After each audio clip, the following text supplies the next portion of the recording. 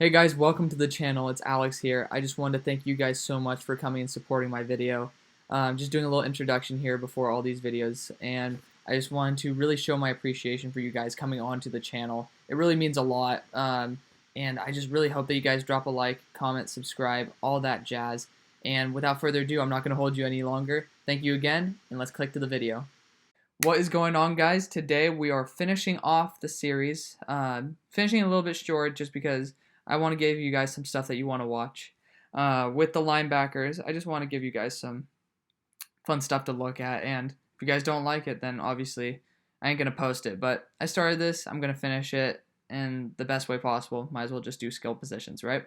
So, without further ado, I want to thank you guys again. I already had that in the intro, but at 29 subscribers, that's really awesome. I didn't really think that it was going to be like this much of a journey, to be honest, but it makes me appreciate it a lot more. So thank you guys. It's really an interesting journey. It makes me really appreciate every single one of you. So I hope many more of you are to come, but I'm glad that y'all are here.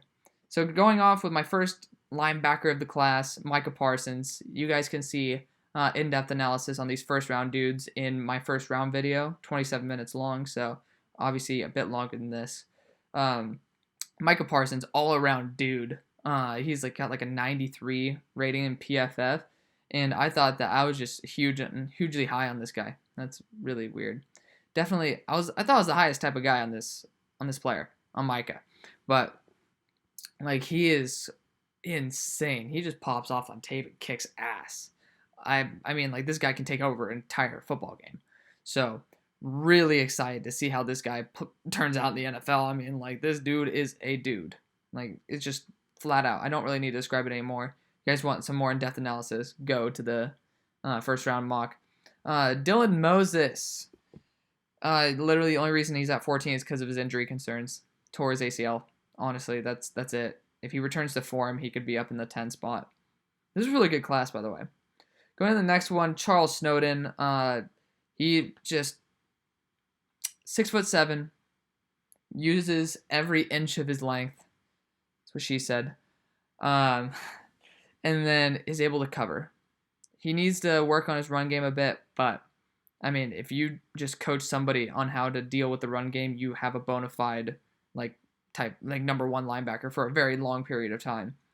And I mean, to be honest, if he is able to fix those issues, he could be, maybe he wouldn't surpass Micah Parsons, but he could be challenging Micah for that number one spot. So, very interesting prospect out of Virginia. Nick Bolton is a boomer. This guy just destroys dudes. I forgot who it was, but I have him on my running backs list, but I saw a running back running full speed at the end zone, and he was 1 yard away. Nick Bolton just laid the freaking wood and stopped him in his tracks. I was like, oh my goodness. Yeah, he is pretty damn surprising. I put him really low on my list, around 60 at the beginning, because I was like, oh, I don't really like this guy that much. And I started watching Missouri tape, and this guy started showing up. I'm like, the hell is going on? So I really like Nick Bolton. I'm really excited to see him play a little bit more in Missouri this year. And hopefully we do have this year. But regardless, really fun to watch. Surratt, I've already had my own spiel about this guy. I'm pretty sure, if I'm not mistaken, I might have had this guy in the first round mock, because I have changed some things. I might have had this guy in the first round mock, but Surratt, really fast, really great coverage ability, can blitz like no one's business, and his only fault is in his inexperience. So, this, Mel Kiper kind of turned me on to this guy, but the sky's the limit for this dude. Honestly, he could rise up if he just continues to get into form. Really talented linebacker out of North Carolina. Next guy, you guys saw this on the safeties list. This is all based off of reputation right here. Gayo Tiote, the fourth, out of USC. I honestly don't really know anything about him. I watch USC tape, and he doesn't really show up that much. But because of the fact that they put him in the 40s, I can't disrespect the man too much. I gave him some kudos and put him at 88. Next guy, Tuff Borland. Tuff Borland, he could even be higher on this list, but I don't think he has the athletic traits, and he's a little bit light. But Tuff Borland, he is tough. He played through an Achilles injury and is still able to kick ass. Like, that is a true warrior right there. So it's like both good and bad because he has that injury history, especially with something as bad as an Achilles. But I mean, if he's able to play through it, that is something that's quite a foundational like attribute to have in your character. Going on to the next guy, Monty Rice out of Georgia, somebody who I'm kind of higher on than TDN, but Mel Kiper kind of supported me on this one. I thought Monty Rice was pretty damn good. I mean, he showed up. He wasn't like an all-star, but he was able to kick some ass when Georgia was playing these higher-end teams. So I don't really get it, but Monty Rice definitely needs to get a little bit more respect. And, I mean, third, fourth round prospect right here. That's definitely someone who can come in, work as like a filler role, and then has the potential of being a starter. Jermaine Johnson, same situation. These guys both just kick ass.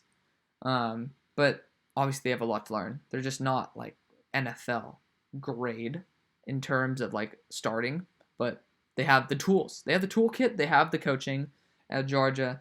I think that they can kick some ass. Jabril Cox. Gonna be honest, I've never seen this guy play, mainly because you had like Phillips back there and all these other guys playing in LSU, and kind of takes your eyes off of guys like Jabril Cox. So I'm excited to see how he does this year. Definitely, this is I have no idea what the hell position you're supposed to be type of position in the draft order, but Jabril Cox, the only reason he's there right now is because of the LSU pedigree. Next, Patty Fisher, someone I'm higher on than TDN. This guy just makes plays. I watched Northwestern tape, and Patty Fisher's kicking ass. He can stop the run really well. He isn't really a liability in the pass coverage either. He just isn't great. That's kind of his big issue, and unfortunately, the NFL doesn't really need just run stuffers anymore. It's kind of what we have those big dudes in the front supposed to do, and our linebackers are supposed to be better at covering. Obviously, you have to play the run game, but it's more of an emphasis with the spread offenses nowadays. But still a solid player. Jack Sanborn out of Wisconsin. Wisconsin is just based off of reputation. Wisconsin linebackers just kick ass.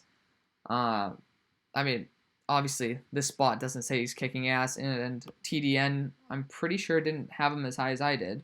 So, I mean, I'm kind of like rooting on the Wisconsin coaching train, like having some really solid linebackers coming out of there, especially recently.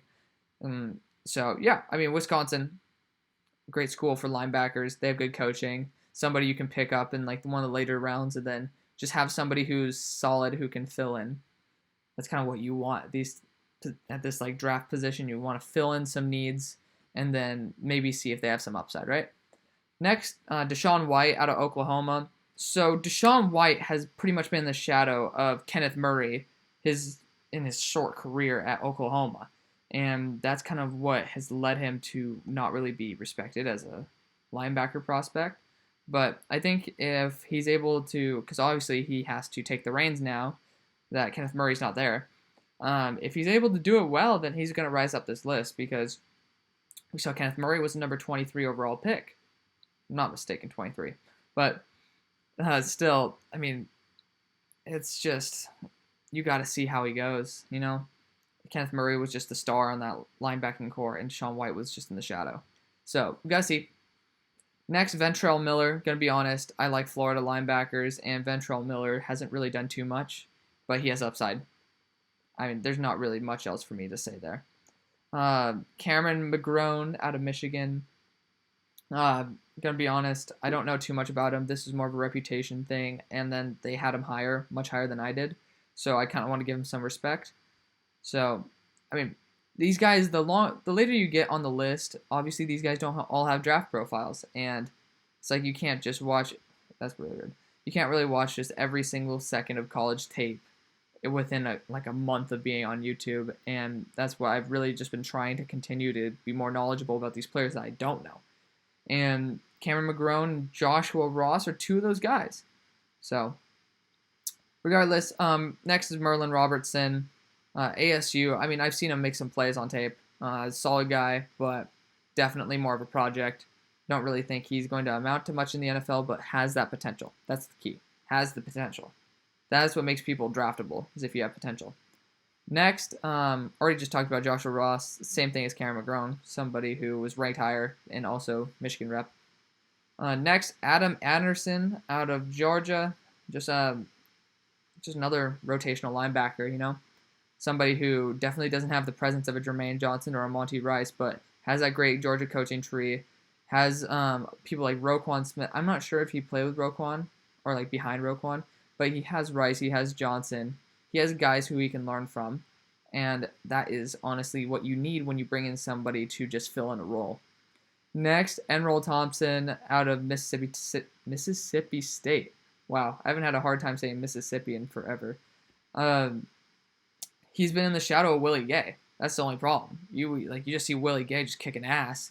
You don't really think about Errol Thompson. So, gotta see this here. Next, Nate Landman. This is another thing where a guy was way higher on their list than he was on mine, and I just didn't want to disrespect him too much.